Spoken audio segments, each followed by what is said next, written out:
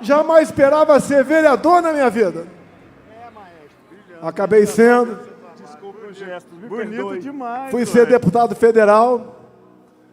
E só um milagre explica a minha eleição para presidente em 2018.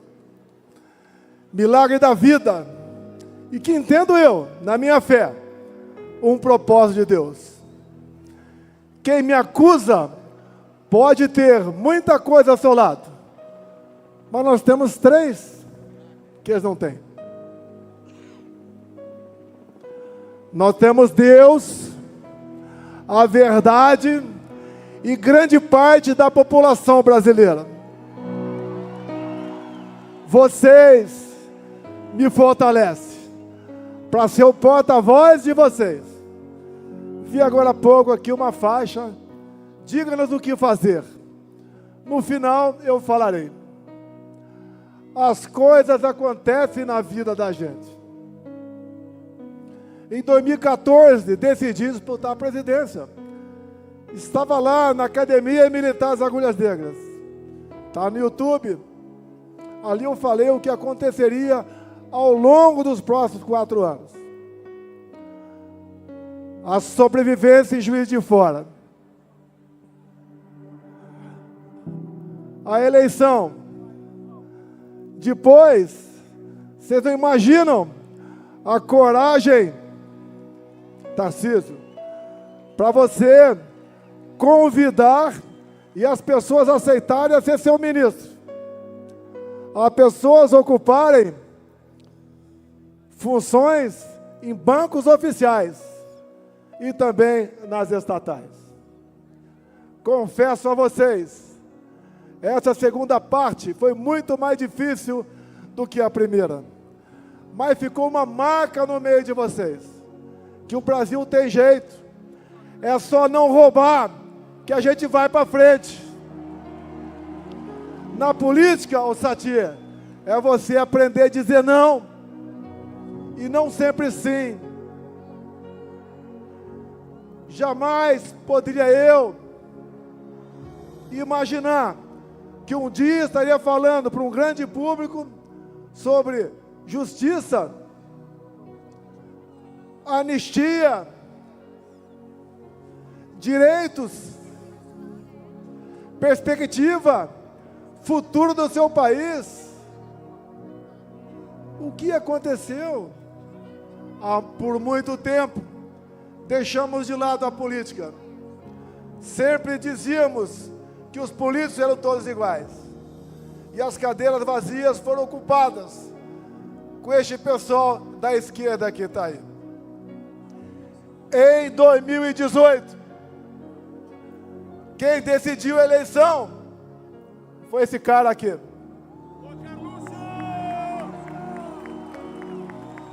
Um telefone numa prancha de surf. Este foi meu marqueteiro. Mas tínhamos naquele momento a liberdade de expressão. Podíamos nos manifestar. E no Facebook, por noite, agregávamos mais de 400 mil pessoas. E fiz uma coisa também, o Silas Malafaia. Você é pastor. Eu apenas li a Bíblia na fronteira, de 79 a 81. Pegamos uma passagem bíblica, lá do João 8:32. E conhecereis a verdade, e a verdade vos libertará. Como é difícil você falar a verdade para um amigo seu, mas ela liberta. Então o marqueteiro aqui, Carlos Bolsonaro, me botou na presidência da República, juntamente com mais algumas pessoas, obviamente. Mas ele foi o cérebro, foi a minha espinha. Ao longo de 4 anos, enfrentamos pandemia, uma guerra lá fora, uma tragédia de Brumadinho, uma crise hídrica de 21, mas nós vencemos tudo isso. Eu ali falei para vocês a importância da liberdade. Comprei 600 milhões de doses de vacina, mas falei, eu não vou tomar.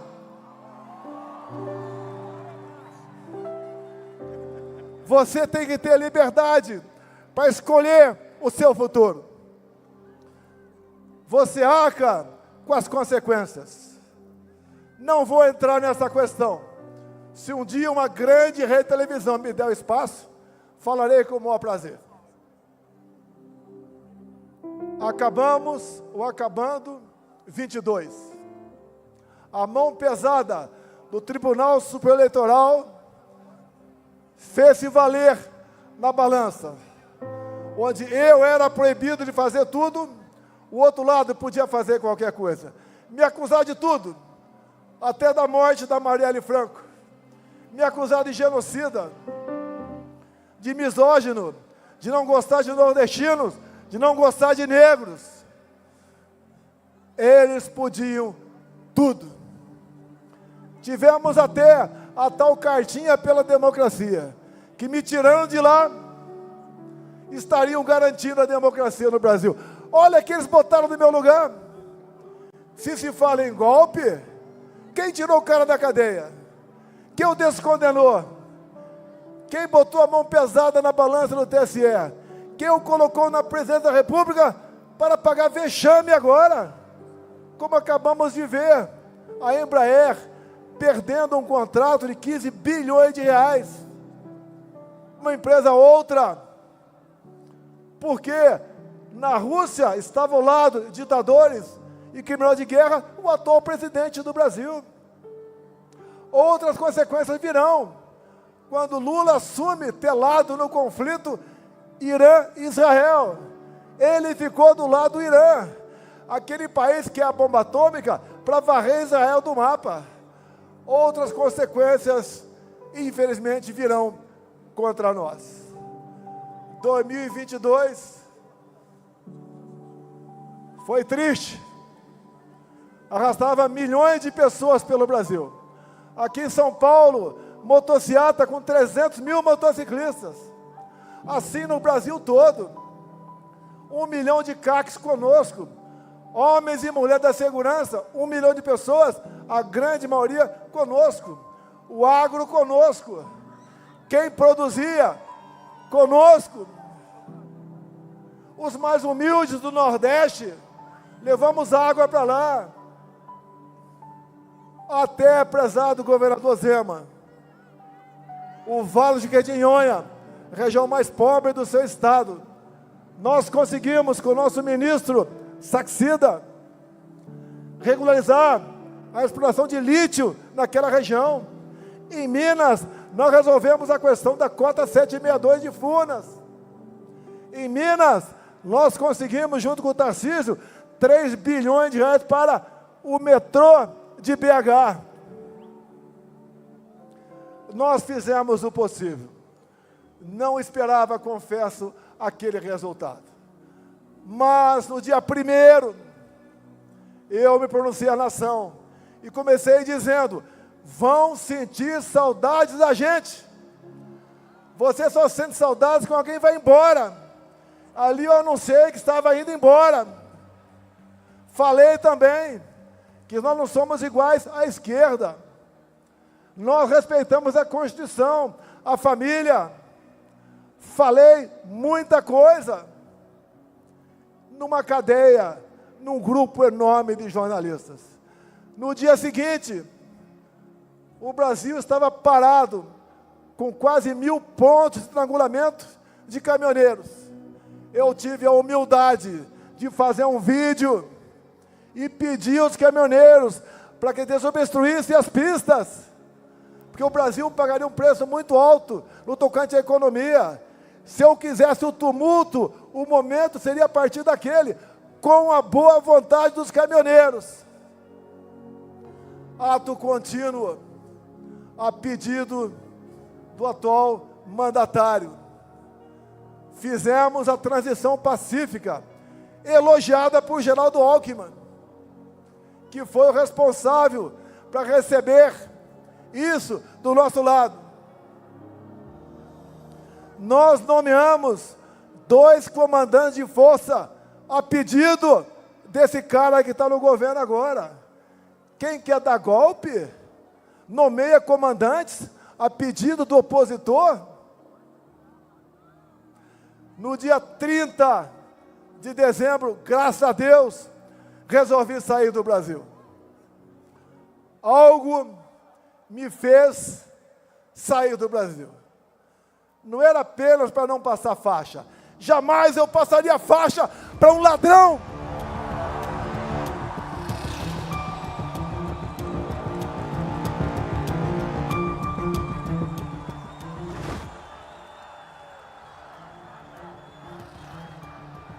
Jamais passaria faixa para um ladrão.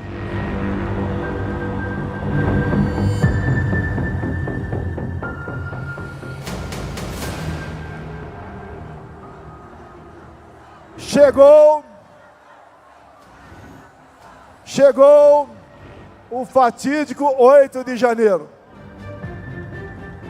Um movimento, mais do que claro, orquestrado pela esquerda. Lula não estava em Brasília. No dia anterior, ele foi para Araraquara, porque sabia o que ia acontecer. Tanto é que as imagens de quase 200 câmeras sumiram.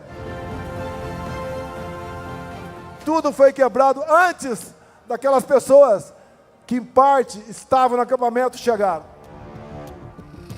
No dia seguinte, essas pessoas foram presas.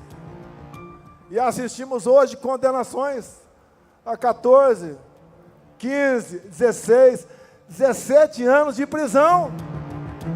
Como a semana passada, uma mulher com 7 filhos, 6 menores, foi condenada a 14 anos de cadeia. Essa mulher era golpista? Como a Débora, que seus familiares estão aqui agora. Por Maria foi confirmado 14 anos de cadeia, ela com 2 filhos pequenos. Isso não é justiça, é uma brutal injustiça. Por isso nós lutamos por anistia, que é um remédio previsto na Constituição, de iniciativa própria do Parlamento brasileiro, independentemente de qualquer um dos outros 2 poderes. É o caminho da pacificação. E quem colabora com ela, mesmo sendo algoz, concordando, é um gesto de altruísmo. Nós esperamos que essa anistia tenha o apoio dos outros 2 poderes, além do poder legislativo. Nós podemos mudar o destino do Brasil. Nós podemos trazer a pacificação. Se alguém aqui agora está reclamando da sua vida, lembre-se que pessoas iguais a você, inocentes, humildes, mães, pais, avós, agora estão olhando para cima e vendo um concreto numa penitenciária. Quem está preso e deve alguma coisa, sente. Agora, quem está preso e nada deve, isso é uma tortura. Isso é um crime que, tenho certeza, para quem acredita, não terá perdão no dia do juízo final. Alguns acham que são imortais, mas o dia de todos nós chegará. Dizer a vocês que esses que estão sendo condenados, quais acusações? Tentativa armada de sublevar o Estado Democrático. Que arma foi apreendida? Busquem as polícias legislativas da Câmara e do Senado. Nenhuma arma foi apreendida, a não ser um estilingue com algumas bolinhas de gude. Que tentativa armada é essa? Golpe de Estado, 8 de janeiro, com idosos, com mulheres, com mães, com bandeira nas costas, com a Bíblia embaixo do braço. Golpe se dá com forças armadas, com armamento, com o núcleo financeiro, com o núcleo político, com apoio de instituições, inclusive fora do Brasil. Que golpe é esse, meu Deus do céu? Onde, inclusive, o atual ministro da Defesa, José Múcio, disse há poucos meses, no programa Roda Viva, que 8 de janeiro não foi golpe. Mais ainda, 2 outros ex-ministros da Defesa falaram a mesma coisa. Nelson Jobim e Aldo Rebelo. Mais ainda, José Sarney falou a mesma coisa. E poderia aqui dizer o mesmo para quem está no carro de som. Se fosse uma tentativa de golpe, vocês não estariam aqui. E nós queremos justiça, queremos pacificação, queremos o bem do nosso país. E agora, para atender uma pessoa da faixa aqui agora, o que fazer? O ano que vem temos eleições. Aqui não é um carro para comício, é um carro para nós dizermos a verdade. Essa verdade que está lá em João 8,32. Se nós queremos que o nosso time seja campeão, nós temos que investir. Nós temos que acreditar. Nós temos que entender que as coisas não acontecem de uma hora para outra. Quantos aqui demoraram um tempão para conquistar sua amada ou seu amado? E depois valeu a pena o sacrifício. Dizia a vocês, não interessa onde eu esteja, não interessa a covardia que porventura façam comigo, porque eu tenho a certeza que o objetivo final não é prender, é eliminar.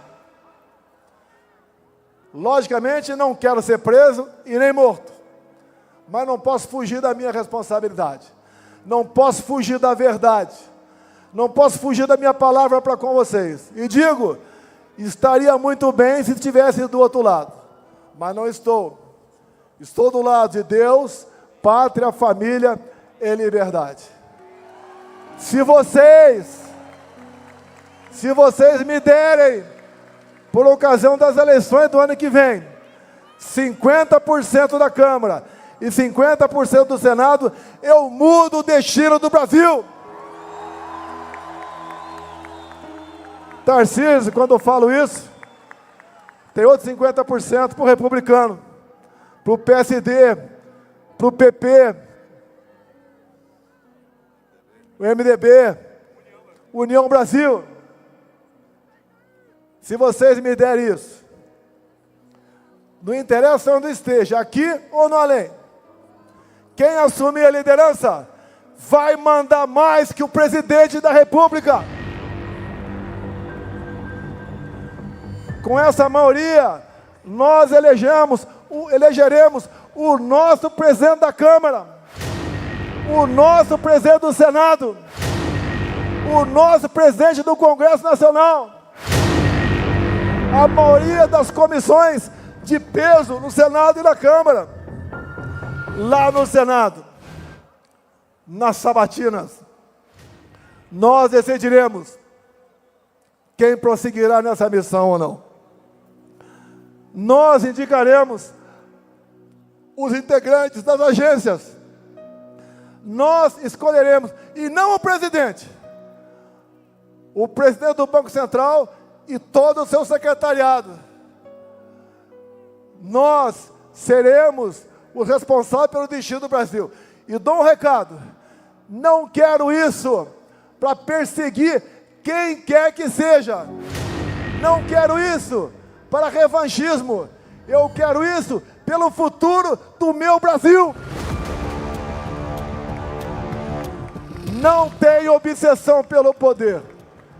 Eu tenho uma paixão pela minha pátria. Nós juntos, ao longo dos últimos 4 anos que estive na presidência, voltamos a vestir o verde e amarelo fora de época de Copa do Mundo. Voltamos a cantar o hino nacional com vibração. Voltamos a falar em família, célula da sociedade. Nos colocamos contra a ideologia de gênero. É inadmissível perverter crianças de 5 anos de idade nas escolas. Esse aí, o grande patrimônio de todos nós, os nossos filhos. Nós entendemos o que é legítimo direito à defesa. Viram que o morte por arma de fogo diminuiu no meu governo. Todos passaram a ganhar comigo, do empresário ou mais humilde.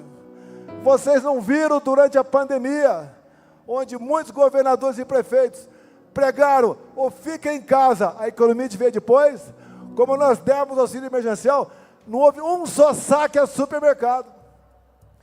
Nenhum prefeito do Brasil ou do Nordeste atrasou a sua folha de pagamento, em especial o 13º. Atendemos a todos com dignidade. Aumentei em 1 ponto percentual o fundo de participação dos municípios. Levamos água para o Nordeste. Triplicamos o Bolsa Família, mostrando que quem porventura arranjasse um emprego, ainda ganharia mais R$200. O Brasil estava voando. Tivemos uma excepcional política externa, capitaneada, em especial, pelo Ministério da Agricultura, da Tereza Cristina. Comércio com o mundo todo. O Tarcísio, com apenas 7 bilhões por ano, fez milagre. A pequena, grande Tereza Cristina aqui. Obrigado por ter aceitado o meu convite. O Tarcísio fez milagre com 7 bilhões para a infraestrutura. E assim foram a maioria dos meus ministros. O Rogério Marinho, que não havia sido reeleito federal em 2018, levou água para o Nordeste e fez milhares de obras.